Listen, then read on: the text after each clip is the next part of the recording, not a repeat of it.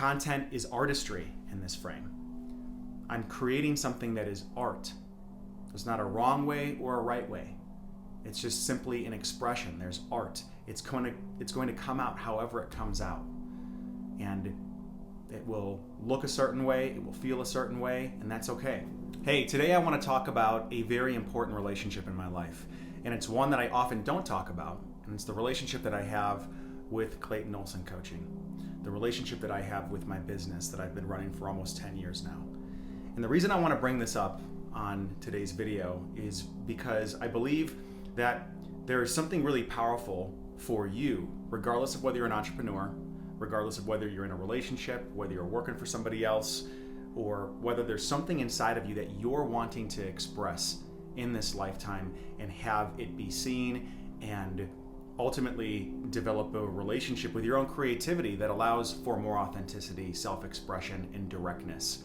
And so today I'm going to be talking specifically about the context that I create around releasing YouTube videos as a vehicle to deliver an insight to you around creating contexts that give you access to more authenticity, more expression, more of your artistry, more of your creativity.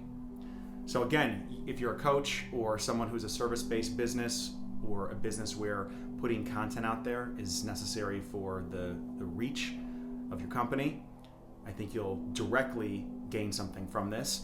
And if you don't do that, I want you to listen to this through the lens of relationship. Listen to this through the lens of the different realities that we can create that either stifle us and stop us from expressing our truth or ideas versus the context that we can operate from that actually allow truth and our truth to flow more easily through us into the world, into our relationships, and make an impact.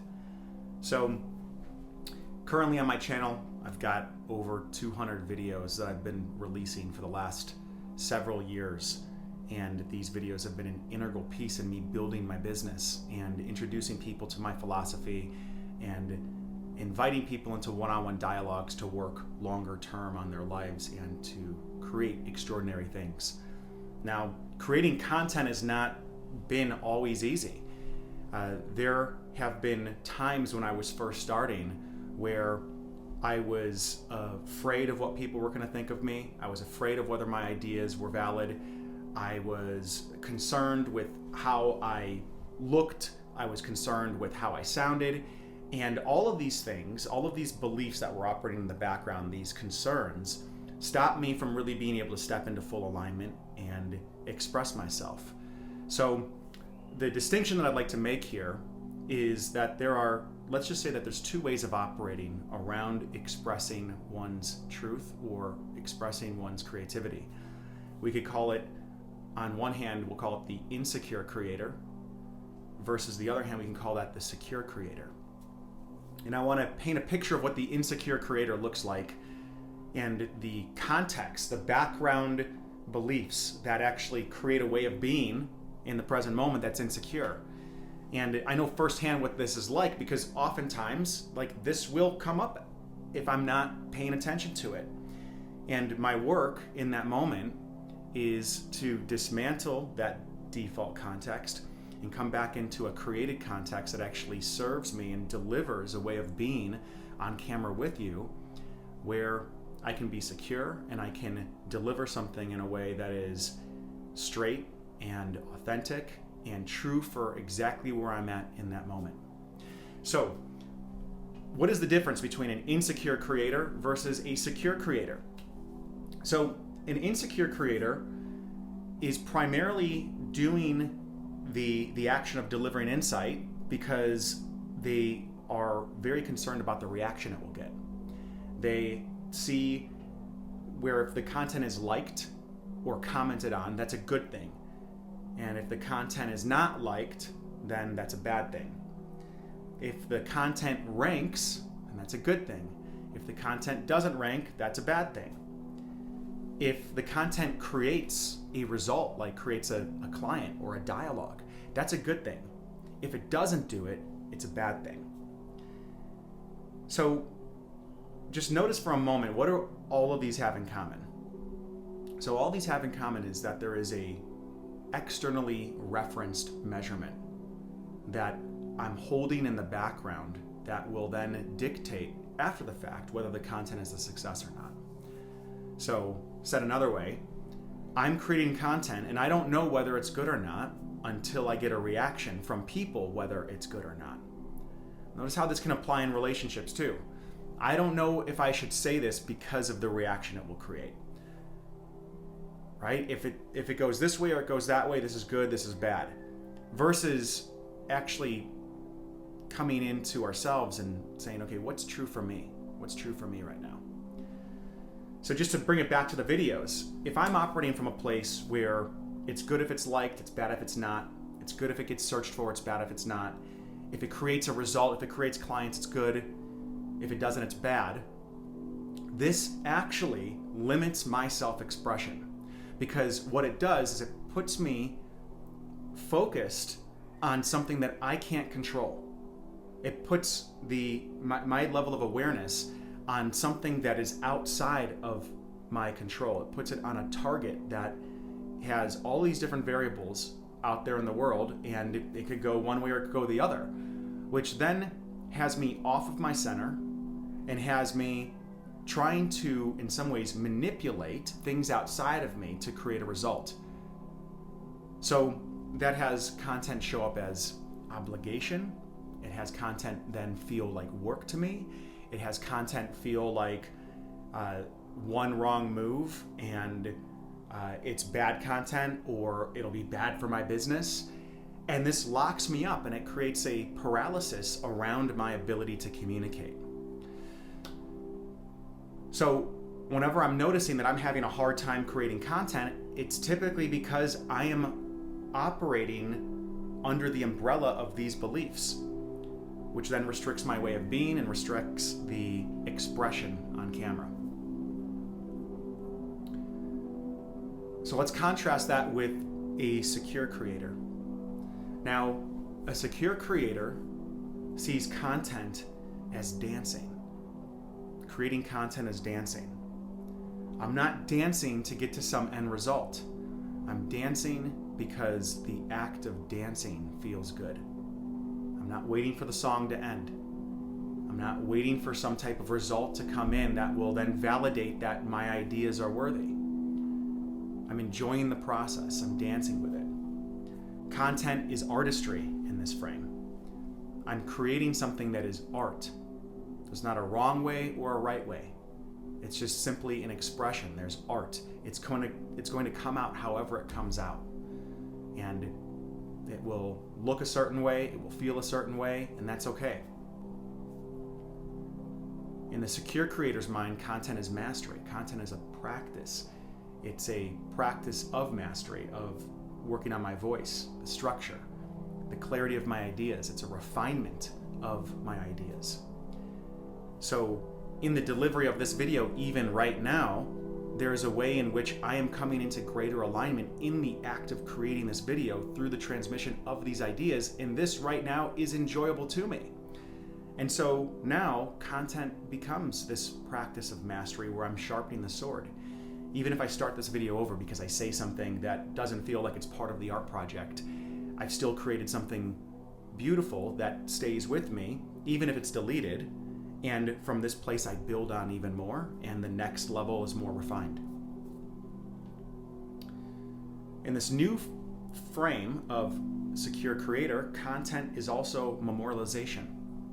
Content is a way in which I get to see my ideas and be with my ideas more objectively. I get to pressure test them in some way through putting them out there. So again, there's an internal referencing loop here around the success rather than an external referencing loop. So it's like I'm creating content, I'm creating a journal. At some point in my life, when perhaps I have children, I want to create content in a way that my children can watch it and they can get to know something about their dad. And there is a way that they get to know who I am more fully. Content is also a way in which I create a clearing within me. what I've noticed is that when I go back to old videos and I see stuff I did years ago, sometimes I'm impressed by the idea. I'm like, oh wow, like where did that idea come from? That was a great idea. I don't even talk about that one anymore. And what I love about that is not only am I memorializing, but as I create the content, it creates a clearing inside of me for more ideas to emerge. So creating content is a way in which I continually clear and create space within me for new ideas, more authentically true ideas to me in that moment, to presence themselves and to be delivered. So it keeps my channel open for more ideas to continually come forth.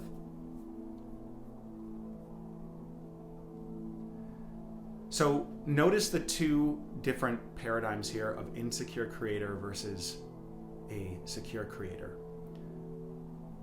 One set of beliefs allows you to have access to a way of being that truly transmits ideas that allow me and allow you to become a better person in just the simple transmission of them.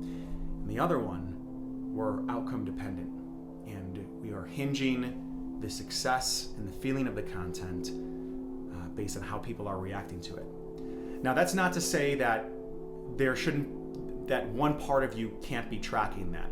But if that is king and not secondary to the internal referencing system of the secure creator, then it will lead to paralysis. It will lead to you not creating, not speaking your truth, not being authentically self-expressed, because you're focused on the things that you can't control. There's a saying in Stoic philosophy that really applies to this, and it's this story about not necessarily a story, but it's a saying, possibly a story about an archer and a bow. That the archer's job is not to hit the target. The archer's job is to make sure that the arrow leaves the bow perfectly straight. Because the archer does not have control over whether the target moves, whether something gets in the way of the target, or whether the wind blows the arrow off course. The archer only has control over shooting the arrow straight. Now notice how you can take all of this that we talked about today, whether you're an entrepreneur or not, and how can you begin to apply this to your own communication, to the background set of principles that you choose to believe that allow you to be more direct, more straight with your communication, more authentically expressed in your relationships, whether that's in your business, whether that's in your personal relationships. Notice how if you were to operate from this internal referencing of the goal is for this to come out straight, how would that change the way that you showed up in relationship, rather than trying to get a result over there in the relationship as the primary? So if you enjoyed this video, give it a like, comment below, and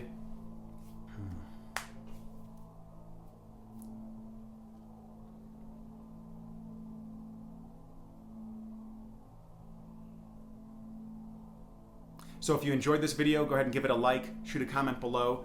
Over the last few years, I've been working with more and more coaches and people that are needing to be self-expressed, wanting to be self-expressed in their business, in the way that they make money. And if you'd like to enter into a one-on-one dialogue with me to see how we can create more of an access to a state of being that will allow you to be more self-expressed and to create what it is that you want, feel free to shoot me an email below, fill out an application. That's also a link here in the description, and I look forward to speaking with you.